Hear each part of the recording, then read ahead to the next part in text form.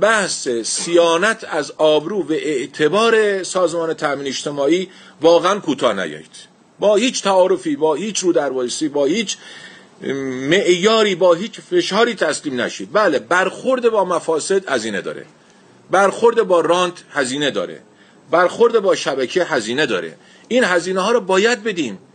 نمیشه در تعارفات بمانیم، به آبروی سازمان تامین اجتماعی لطمه وارد بکنن. این رو من ازتون میخوام مصرانه و قاطعانه.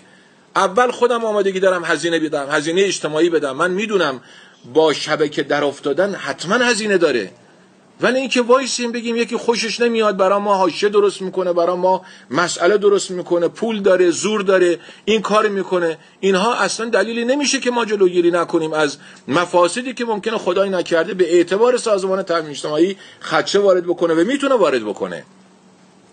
به اعتبار تامین اجتماعی خدشه وارد بشه یعنی به اعتبار همکارامون خدشه وارد بشه.